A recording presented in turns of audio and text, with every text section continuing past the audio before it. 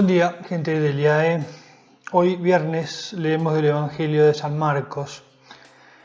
Cuando Jesús volvía de la región de Tiro, pasó por Sidón y fue hacia el mar de Galilea, atravesando el territorio de la Decápolis. Entonces le presentaron a un sordomudo y le pidieron que le impusiera las manos. Jesús lo separó de la multitud y llevándolo aparte le puso los dedos en las orejas y con su saliva le tocó la lengua.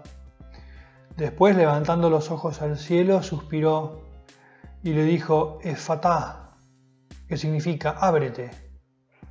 Y enseguida se abrieron sus oídos. Se le soltó la lengua y comenzó a hablar normalmente. Jesús les mandó insistentemente que no dijeran nada a nadie.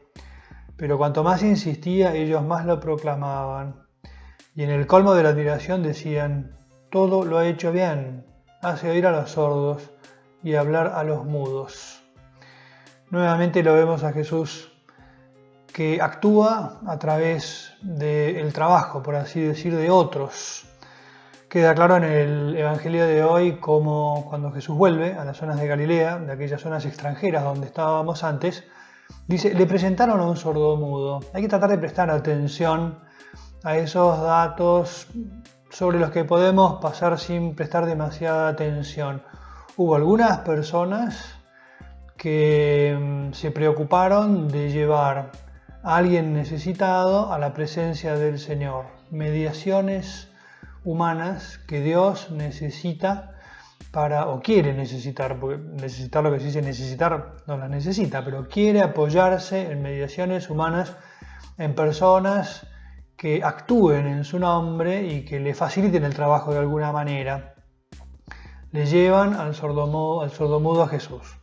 Jesús lo recibe y entonces va a realizar un milagro bastante complejo en su modo de realizarlo. Hubiera podido decir una palabra como ha hecho otras veces, acá no, acaba de buscar otro modo. También como para comunicar con gestos, algo más de lo que está haciendo. Insisto en esa idea, las mediaciones. Nosotros tenemos la posibilidad de poner nuestros talentos al servicio de los demás.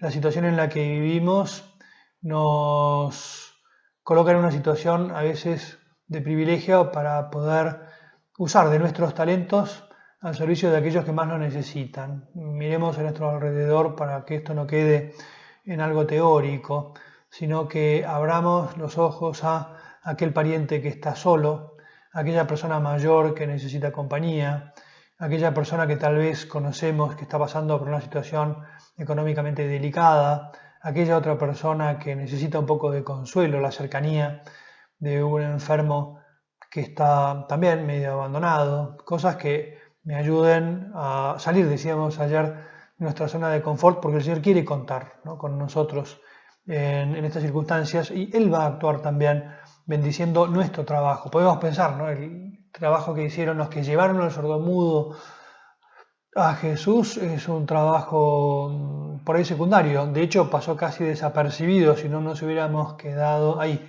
pero gracias a esa intervención el Señor pudo hacer cosas. Pensemos en otros ámbitos, cómo nosotros podríamos también ayudar en algo.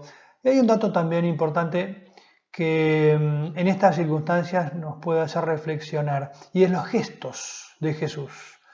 Nuestro Dios es un Dios encarnado, como dice el Papa Francisco, tiene carne, tiene cuerpo, tiene brazos para poder abrazarnos, para poder acariciarnos. Es un Dios cercano. Cuando le traen al sordomudo, lo cura con gestos bastante indicativos de alguna manera, ¿no?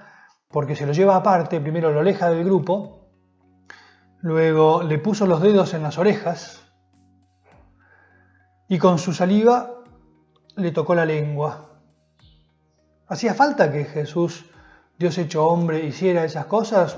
No, pero quiere hacernos entender también a través de gestos, cómo su fuerza nos llega a través de esos gestos. Pensaba en estos tiempos de pandemia, de aislamiento, de cuarentena, cómo nos hemos quedado lejos de los sacramentos de la Iglesia, sobre todo de la Eucaristía y de la confesión.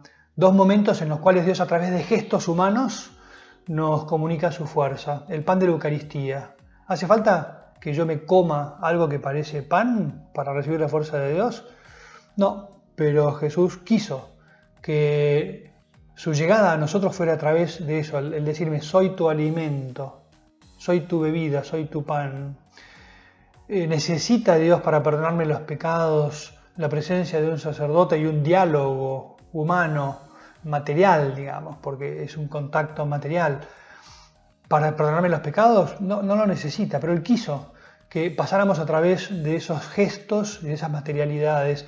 En este tiempo en que es más difícil acceder a los sacramentos, que pensemos en la posibilidad que tenemos, cada uno tendrá distintas, de acercarse a esos sacramentos para poder recibir materialmente, casi por decirlo de alguna manera, no por ese contacto físico con la Eucaristía, con ese contacto auditivo que es físico, de diálogo con un sacerdote al sacramento de la penitencia. Eso, una reflexión que nos puede ayudar a repensar cómo arrancamos este año cerca de Dios. Que nos bendiga el Señor en el nombre del Padre, y del Hijo, y del Espíritu Santo. Amén.